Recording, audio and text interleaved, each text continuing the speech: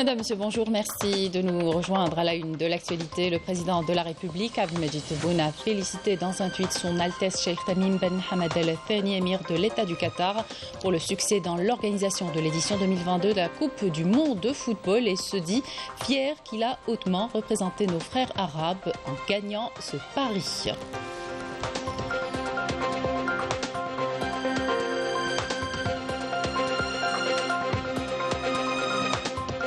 Ouverture donc hier de la Coupe du Monde de football du Qatar par une cérémonie exceptionnelle au stade El Beit de Doha. Le président de la République, Abdelmajid Tebboune, y a assisté et a rencontré nombre de dirigeants arabes en marge de la cérémonie d'ouverture, notamment l'émir du Qatar, Cheikh Tamim Ben Hamad Al Thani, le président égyptien Abdel Fattah Al-Sisi et le roi Abdallah Thani de Jordanie.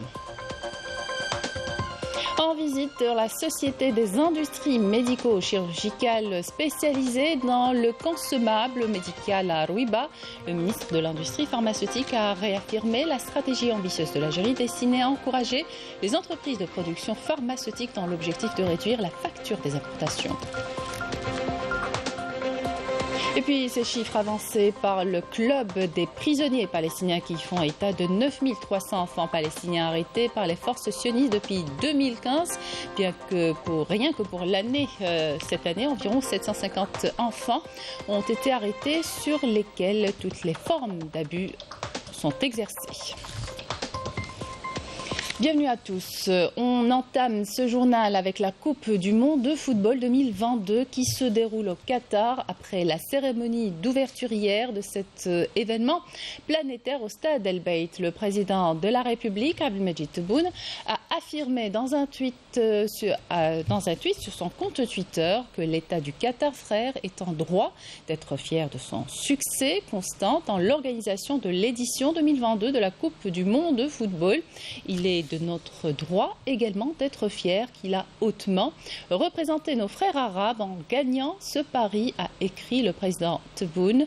Félicitations à mon frère, son Altesse Cheikh Tamim Ben Hamad Al Thani, et à tout le peuple qatari, a ajouté le président de la République. Ouverture donc hier de la Coupe du Monde de football au Qatar par une cérémonie exceptionnelle au stade El Beit de Doha. Des invités d'honneur, des chefs d'État et de gouvernement notamment ont assisté à cette cérémonie. À leur tête, le président de la République, Abdelmajid Tebboune.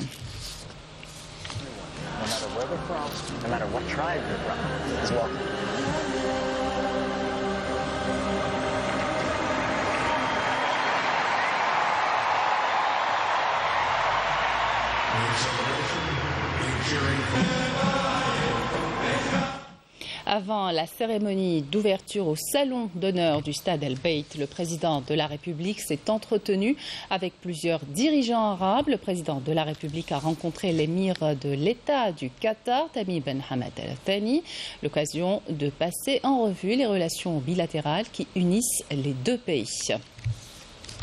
Le président de la République s'est également entretenu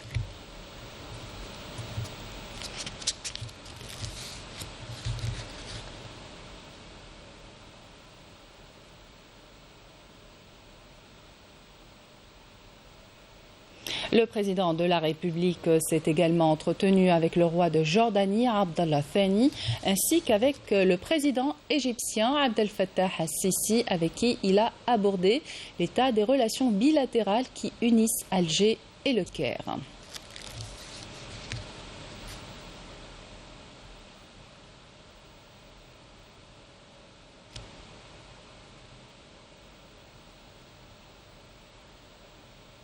Et lors de la cérémonie d'ouverture, le président de la République s'est entretenu au salon d'honneur avec le prince héritier d'Arabie Saoudite, Mohammed Ben Salman, et avec le prince héritier du Koweït, Cheikh Mash'al Ahmed Al-Jaber Al-Sabah. En marge de la cérémonie d'ouverture, le président de la République a rencontré plusieurs personnalités du monde du football, notamment Patrice Motsepe, le président de la Fédération africaine de football, ainsi que l'ancien footballeur international français Youri Djorkaeff. Le président de la République a déclaré être fier de l'organisation par le Qatar de la Coupe du Monde et d'une cérémonie d'ouverture de haut niveau. On l'écoute.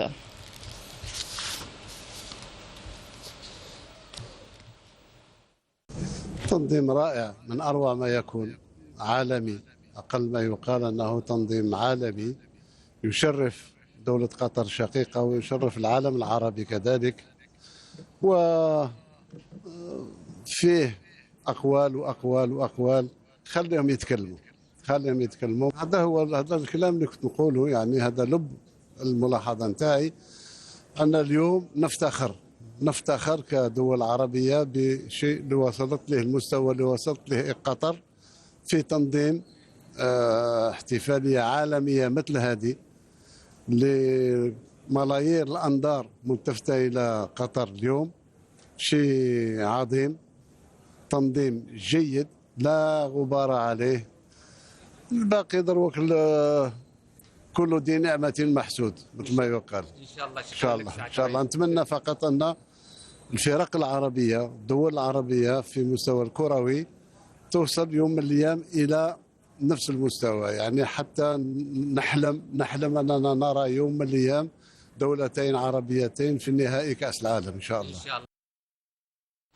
Je vous le disais en titre, dans le cadre de la stratégie de développement de l'industrie pharmaceutique, les efforts se poursuivent pour produire l'insuline localement, atteindre l'autosuffisance et aller même vers l'exportation. Pour ce faire, une nouvelle usine de production de l'insuline est entrée en exploitation à Ouedsma. Le ministre de l'Industrie pharmaceutique, Ali Aoun, est revenu sur l'importance des mesures d'incitation au profit des producteurs. Reportage aussi à Moussa Rzouk, le commentaire est signé Badir Marni. Une stratégie ambitieuse est mise en place pour encourager les entreprises de production pharmaceutique. Objectif, réduire la facture des importations des médicaments. Le ministre de l'Industrie pharmaceutique a tenu à le rappeler lors de la visite qu'il a effectuée à Rouiba dans la Société des industries médico-chirurgicales spécialisée dans le consommable médical.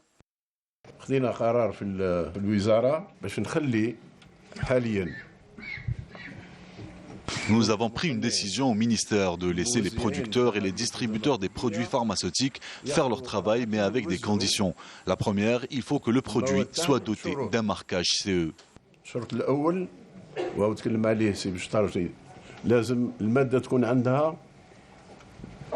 Le marquage CE.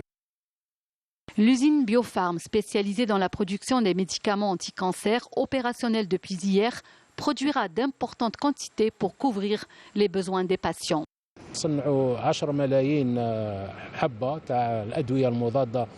La capacité de production est de 10 millions de comprimés jour destinés aux malades atteints du cancer du sein, de l'estomac, du côlon et du cerveau. L'estomac, le cancer du côlon, le cancer du cerveau. Au niveau du groupe Biocare, le ministre de l'Industrie pharmaceutique s'est attardé au niveau de l'unité biotech spécialisée dans la production de l'insuline et a insisté sur la production locale de ce produit afin de réduire la facture des importations estimée à 1,5 milliard d'euros annuellement.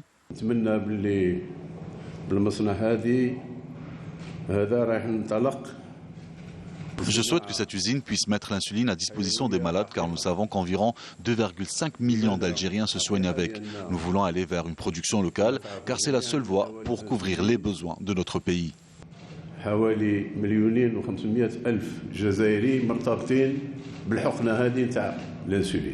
Plus de 120 unités de production de médicaments contribuent au développement de la production pharmaceutique conformément à la nouvelle stratégie adoptée par l'État. On reste dans le secteur médical. La commune de Ain Madi, dans la wilaya de l'Arwat, s'est dotée d'un nouveau service d'hémodialyse au centre hospitalier de proximité. Cette unité vient renforcer le secteur et assurer le suivi médical des patients souffrant d'insuffisance rénale. Commentaire Yanis Aït Belkhassama. Le centre de santé de proximité de Ain el-Madi dans la wilaya de l'Arwat se dote d'une nouvelle unité d'hémodialyse, un soulagement pour les patients de la région et des communes limitrophes qui étaient obligés de se déplacer vers d'autres wilayas pour leurs séances d'hémodialyse. Ce nouveau service assurera des séances d'hémodialyse pour une dizaine de patients par jour, et ce grâce aux 6 générateurs d'hémodialyse dont nous disposons. Ce service est un acquis. Il faut savoir que cela facilitera le suivi des malades.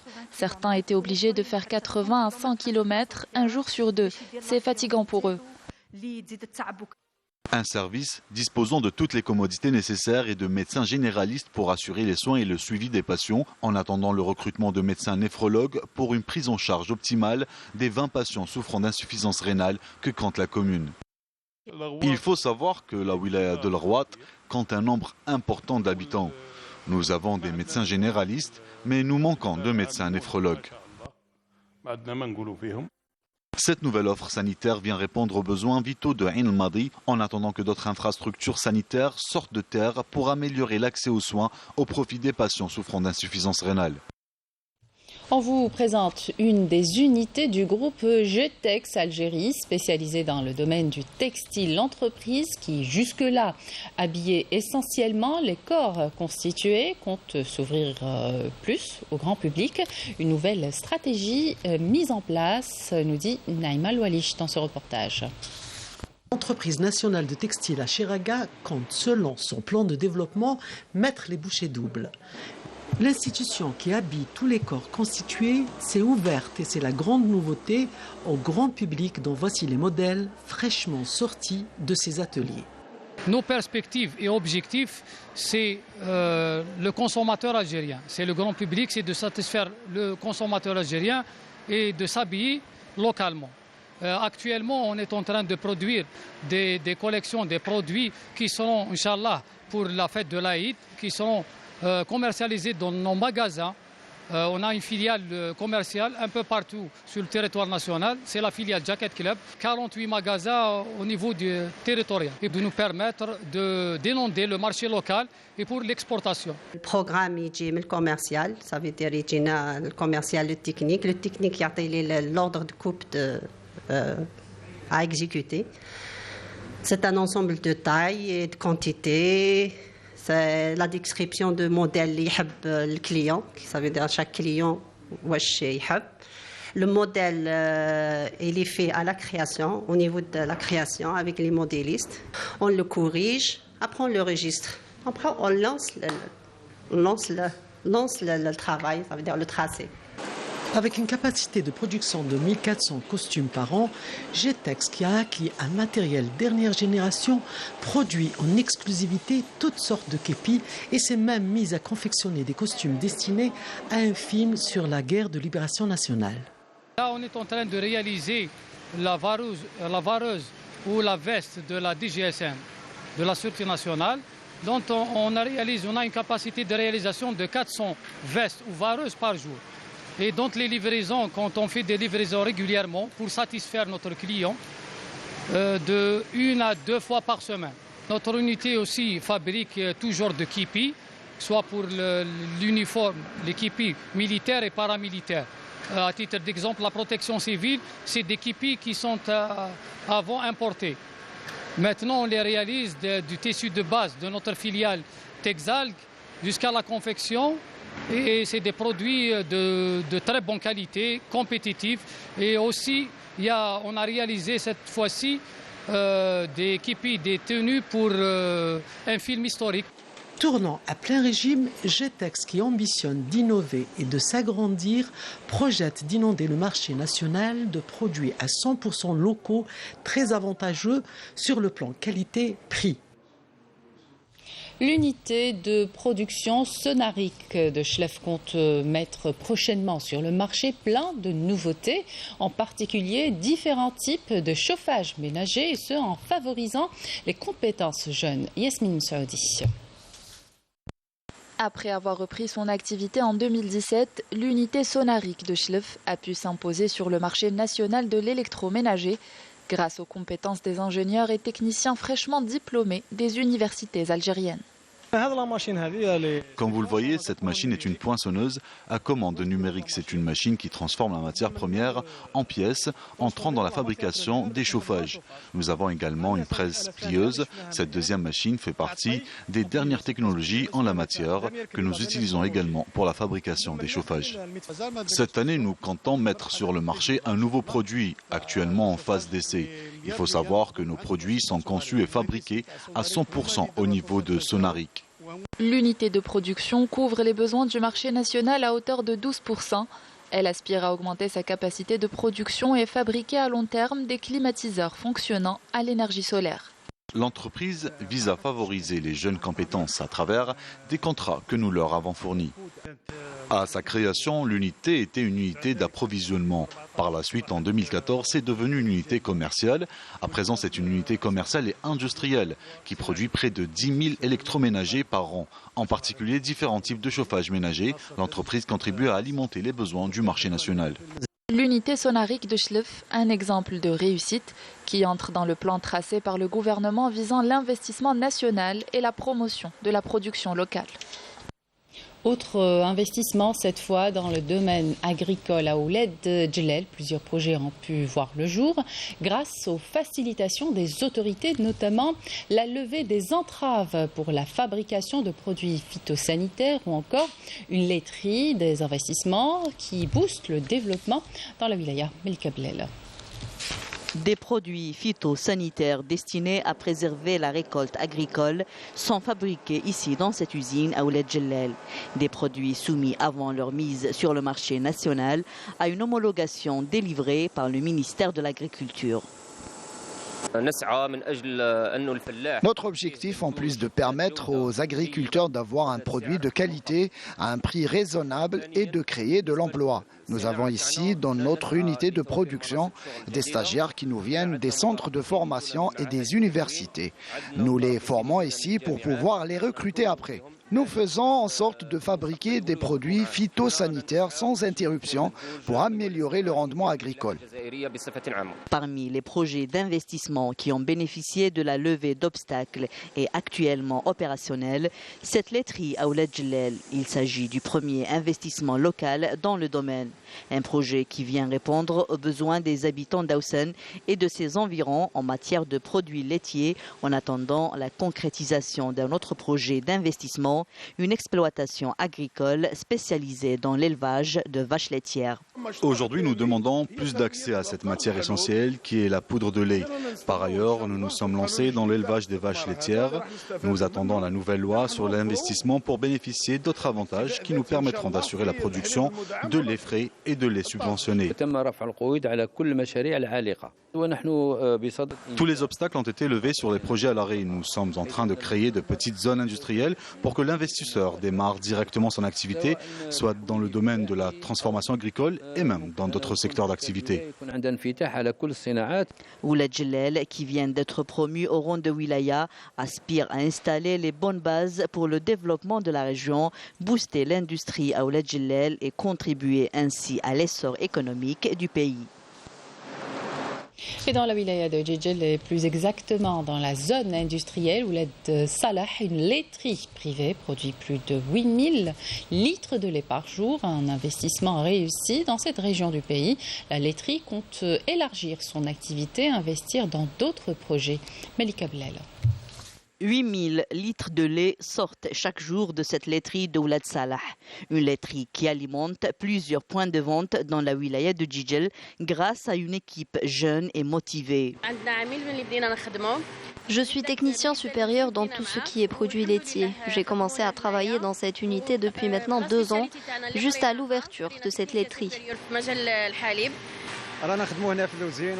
Après une formation dans le domaine, j'ai postulé pour un travail dans cette unité où on m'a recruté. Ici, le personnel est composé de jeunes de la région.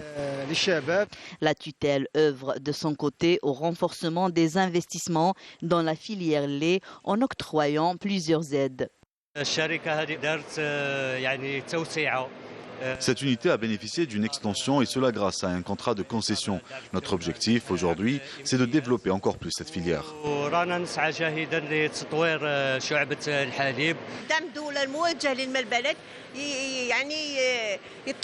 L'État subventionne la filière lait, notamment les laiteries, à hauteur de 12 dinars le litre. Pour les éleveurs de vaches laitières, 5 dinars par litre.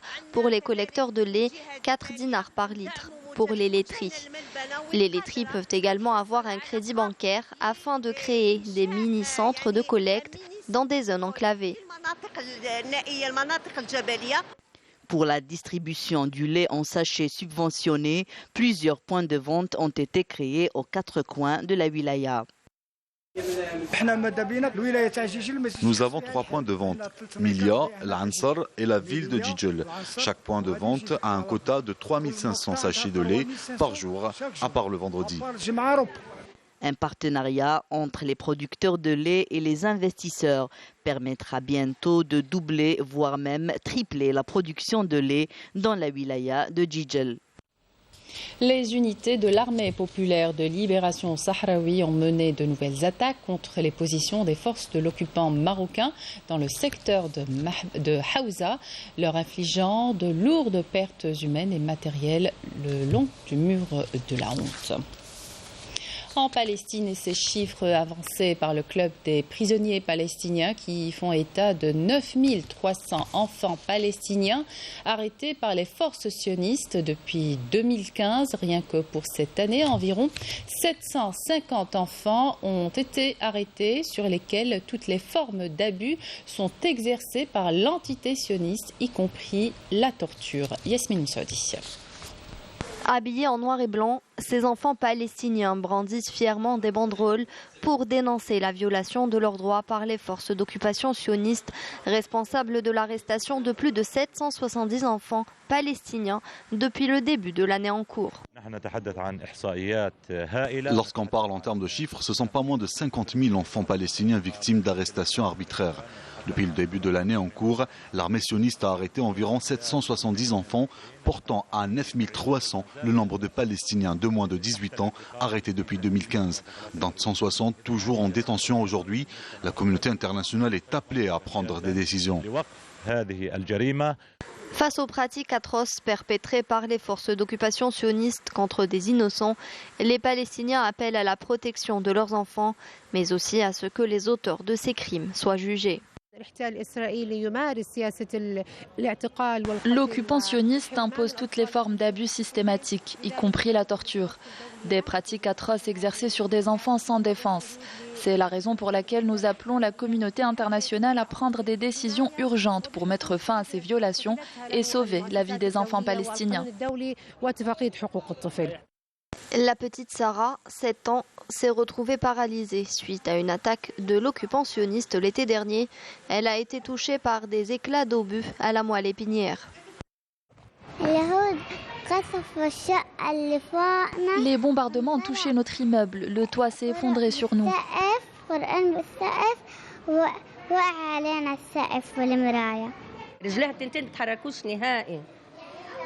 Elle a les jambes complètement paralysées. Impossible pour elle de bouger ses membres inférieurs. Nous sommes obligés de l'assister de jour comme de nuit. Les Palestiniens appellent les Nations Unies et les institutions des droits de l'homme à criminaliser les violations sionistes commises contre des enfants dans les territoires palestiniens occupés, soumis au pire type de crimes sionistes, racisme, meurtre, arrestation, persécution, siège et harcèlement, privation de soins et d'éducation et le déni de leurs droits humains.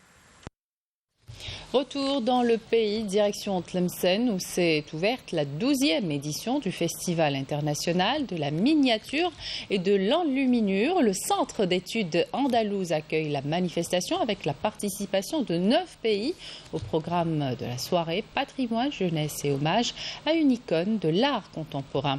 Sofiane Marnin et Yamina Saïchi. Les arts islamiques dans toute leur splendeur s'invitent au centre d'études andalouse de Tlemcen, qui abrite actuellement plusieurs expositions d'artistes enlumineurs et miniaturistes de différentes wilayas du pays et de 9 pays étrangers. Objectif, mettre en avant les plus grandes écoles dans le monde musulman, dans l'école algérienne. L'occasion aussi de rendre hommage au plasticien algérien Béchir Yillis, décédé en août dernier, auquel ce 12e festival international a été dédié.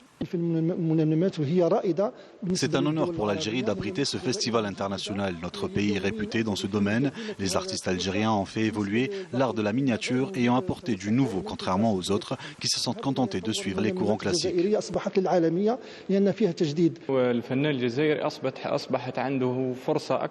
Les artistes enlumineurs et miniaturistes algériens ont l'opportunité de connaître les différentes écoles présentes, l'école pakistanaise, turque ou encore iranienne. Le riche patrimoine culturel algérien est d'ailleurs une source d'inspiration intarissable pour les jeunes artistes.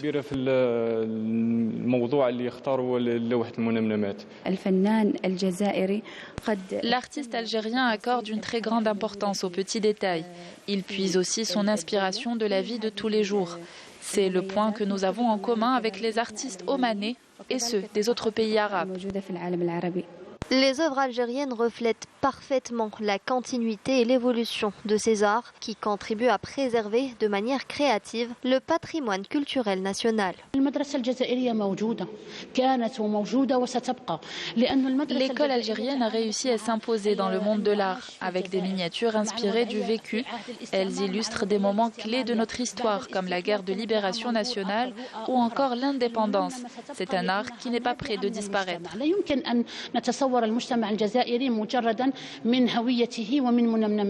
Cette manifestation vise à mettre en exergue les caractéristiques de l'école algérienne et à encourager les artistes à se lancer dans ces spécialités. Cette édition sera marquée par l'organisation de sessions de formation pour la première fois au profit des étudiants des écoles des beaux-arts de plusieurs wilayas. Sport pour terminer avec le mondial 2022. Lors du match d'ouverture au stade El Beit, l'Équateur s'est imposé face au Qatar, pays hôte, sur le score de 2-0. Et pour terminer, voici le programme des 3 matchs pour ce 2e jour du mondial avec l'Angleterre qui affronte l'Iran au Khalifa International à 14h, le Sénégal et les Pays-Bas 17h au stade El Toumama et puis les États-Unis, Pays de Galles au Ahmed Ben Ali Stadium à 20h.